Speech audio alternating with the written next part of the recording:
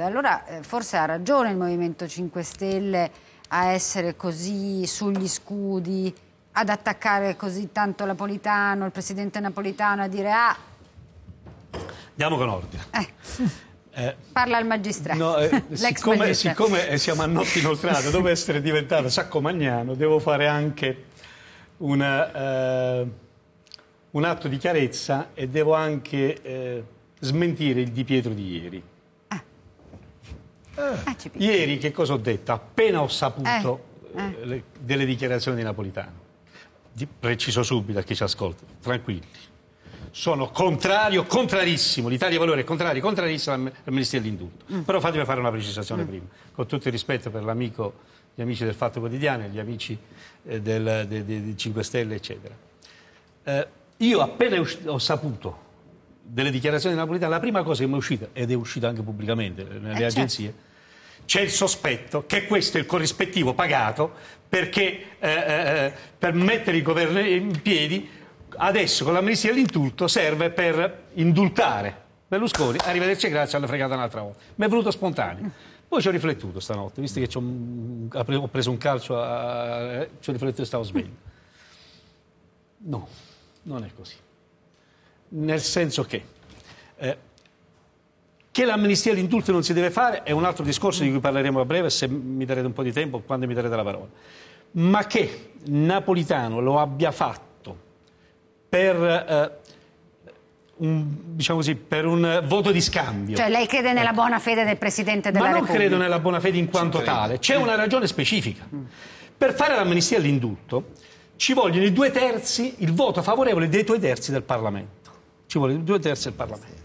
Cosa vuol dire? Che intanto può passare l'amnistia all'indulto in quanto anche il PD voti una legge che contenga uno specifico articolo, che è quello di cui parla il Fatto Quotidiano. Eppure finora, ieri per esempio, avevamo ospite il senatore del PD, ha detto, la senatrice Pezzopane del PD, che ha detto: noi staremo sulle barricate, di sicuro non inseriremo nella lista dei reati da indultare i reati di frode fiscale, per esempio, o quelli sulla prostituzione minorile. Ma proprio questo che sto dicendo, spieghiamo a chi ci ascolta.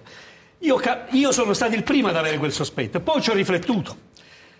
Ma magari lo facessero questi, si va a votare il giorno dopo, perché il popolo del Partito Democratico non potrebbe mai accettare una fregatura del genere, che fu dell'amnistia all'indulto di Mastella, che si fece allora, in cui ci fu anche inserito il reato di frode fiscale. Lei era ministro all'epoca di quel governo e fu l'unico che votò contro. Io fui l'unico che votò contro. Io ero ministro e votai 2006, contro. E i miei andai fuori dal Parlamento a fare la manifestazione contro me stesso, dicendo: ma non è possibile una cosa del genere, una stupidaggine. Ma dissero allora.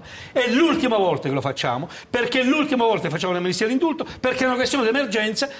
Allora, fra 8 anni diremo la stessa cosa e andiamo nel merito. Quindi io personalmente non credo che in Parlamento ci possano essere i numeri di 2/3 per fare un'amnistia all'indulto. Cioè lei sta dicendo, siccome il PD non accetterà mai di salvare Berlusconi, non lo so se loro accetterebbero mai, ma voglio dire non gli conviene. Ecco, magari fosse, perché a quel punto a randellare va a prendere il popolo del PD al PD. Ma il sospetto non è quello di dire Berlusconi indultato, esci di scena senza troppo rumore?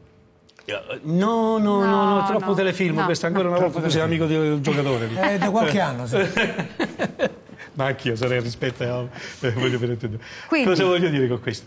Voglio dire quindi, in realtà non ci potranno essere i numeri per inserire un articolo specifico, che è il timore che ho avuto anch'io lì per lì, un articolo specifico che dà l'indulto e l'amnistia anche al reato di frode fiscale. Se ci fosse, vorrebbe dire che c'è una rottura totale con l'elettorato. Ma allora perché sono contro l'amnistia all'indulto? Sono contro per motivi strutturali e per motivi emergenziali.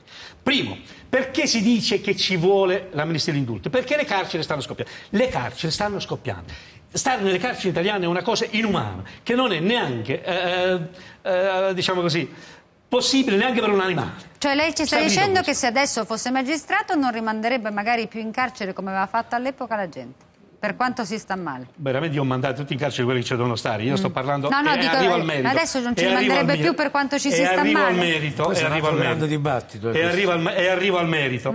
Il problema è, quindi si giustifica oggi, come si è giustificato con Mastella, quando ha fatto il decreto Mastella, dicendo è un questione di emergenza, ce lo richiede l'Europa, si sta male.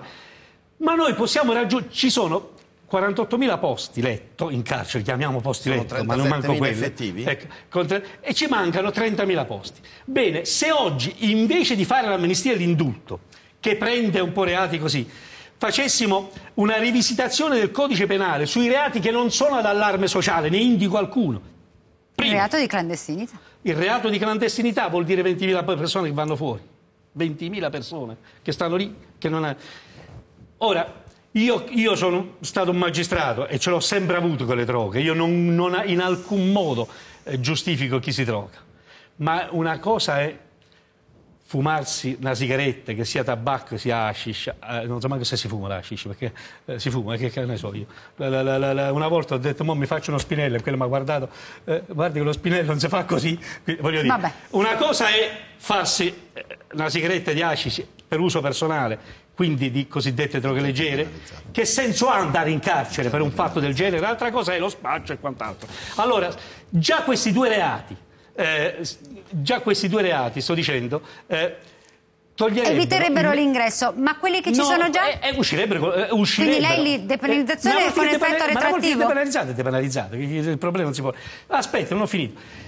In via strutturale, che cosa c'è da fare quindi in via strutturale? Non c'è da fare l'amnistia e l'indulto, perché c'è da risolvere il problema delle carceri. Come? E chiudo, ma poi se mi date il possibilità... No, non glielo do più perché abbiamo quasi finito il tempo. Abbiamo quasi finito il tempo. Sì. E allora, invece di lasciare le carceri a Lucciardone, a Napoli, a San Vittore, a Regina Coeli, che sono grosse strutture che potrebbero essere riconvertite in un'attività e in una realtà che produce denaro, anche vendendolo questi patrimoni, e portando con quei soldi farci le carceri, magari la pianura pontina, la pianura padana, la pianura di Montenero, eccetera, eccetera. Avremo nuove carceri, più comode, dove si possono stare meglio, dove invece di 30.000 posti, 40.000 posti... Ce ne abbiamo già 50, 206 di carceri, quante ne volete fare? No, quelli là io li vorrei togliere completamente, quelli che stanno al centro città, che non ha più senso. E ci sono una marea di caserme libere. Se te serve 100 posti letto perché c'hai 100 delinquenti, non puoi dire, siccome ce ne ho 80, 20 li metto fuori. No, crea altri 20 posti perché i 20 delinquenti stiano dentro. Va bene, allora è chiarissimo